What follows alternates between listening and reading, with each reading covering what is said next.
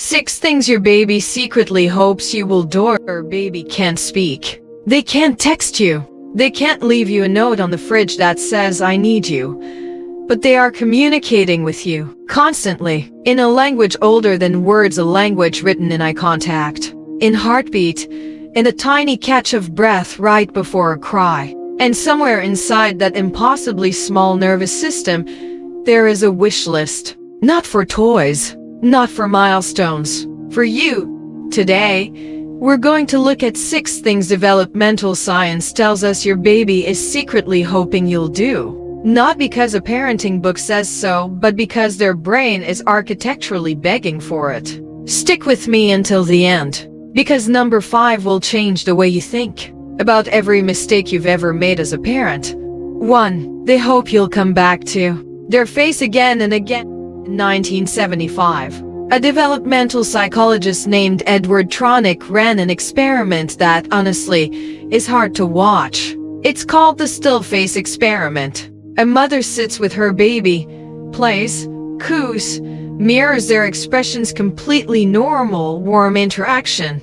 Then, on cue, she turns away for a moment, and when she turns back, her face is blank, frozen, no smile, no response.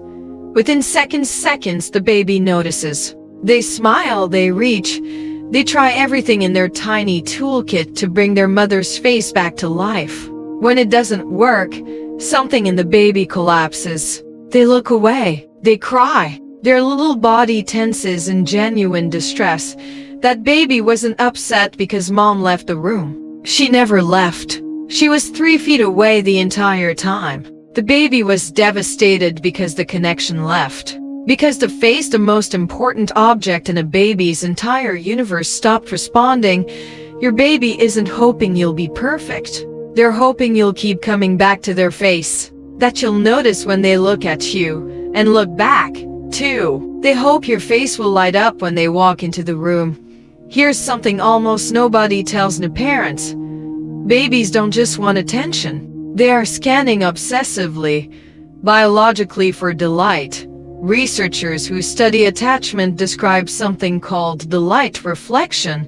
It's the moment a baby does something, babbles, claps, falls over trying to stand, and looks up to check your face. What they're looking for isn't approval, it's joy. A flicker of genuine, unguarded happiness that says, "You, specifically, existing, make my life better." Infants as young as 2 months can already distinguish a real smile from a polite one, the kind that reaches the eyes versus the kind that doesn't. Neuroscientists call the real one a Duchenne smile, and babies are shockingly good at telling the difference. They're not hoping you'll clap for every achievement.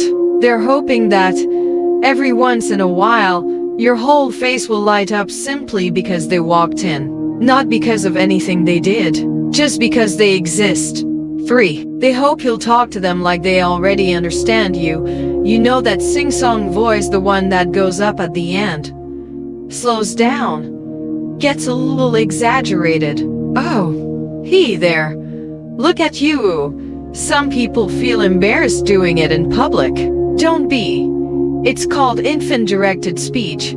And it is not baby talk in the dismissive sense. It's one of the most sophisticated teaching tools in nature. The exaggerated pitch and slower rhythm literally help an infant still developing auditory cortex separate individual sounds from the wash of noise around them. Babies, across virtually every culture and language studied, prefer this speech pattern over regular adult speech. Not slightly prefer it, measurably, consistently prefer it. But here's the part that gets me every time. Underneath the teaching function, infant-directed speech does something else.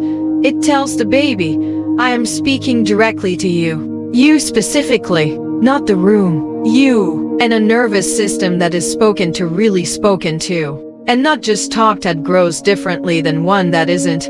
Your baby isn't hoping for silence while you wait for them to understand language. They're hoping you'll talk to them now, as if the understanding is already happening. Because in a very real sense it is. 4. They hope you'll let them struggle for a few seconds before you rescue them.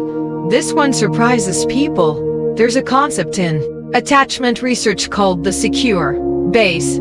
It comes from psychologist John Bowlby and was later demonstrated beautifully by Mary Ainsworth's strange situation studies. The idea is simple but profound.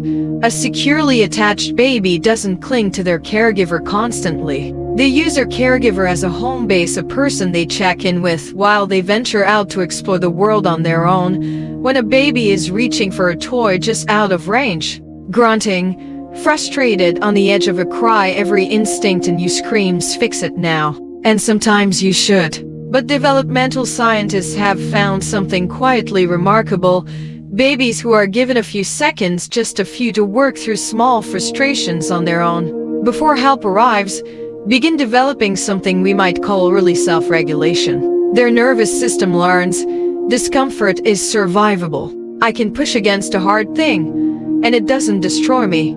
They're not hoping you'll swoop in the instant they struggle. They're hoping you'll stay close enough that they know you would, while trusting them just a little to try first.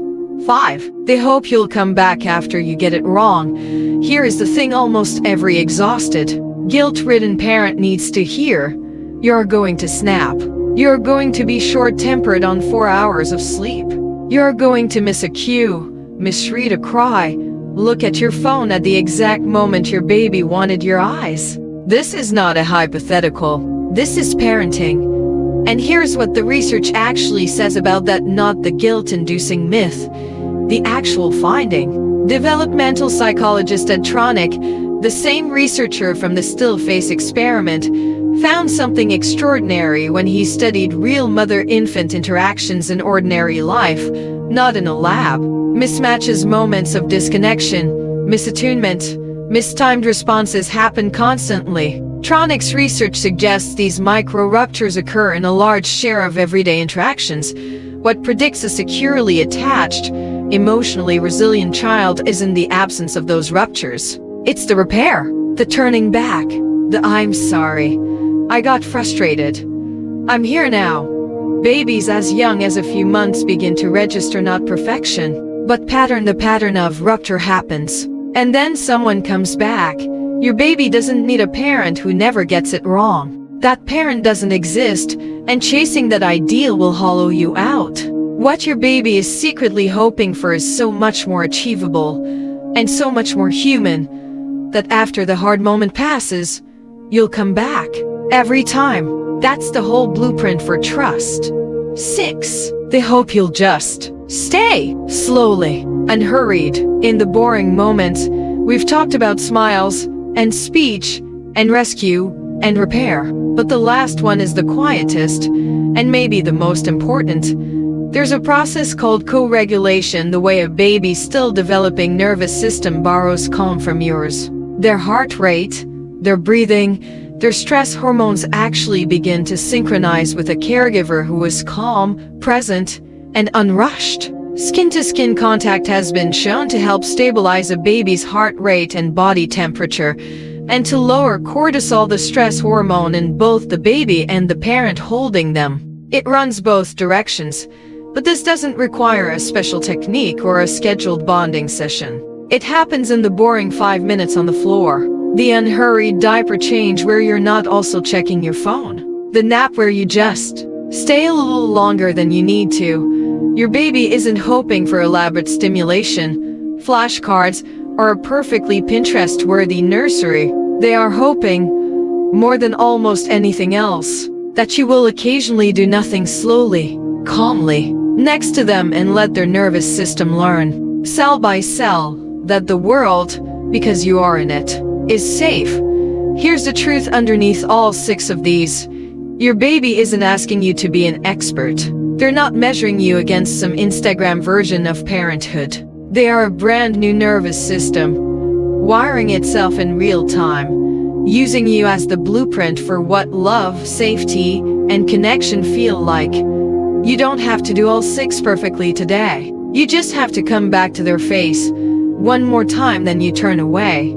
If this gave you something to sit with, share it with someone who's in the thick of those early, exhausting, beautiful months. And I'll see you in the next one.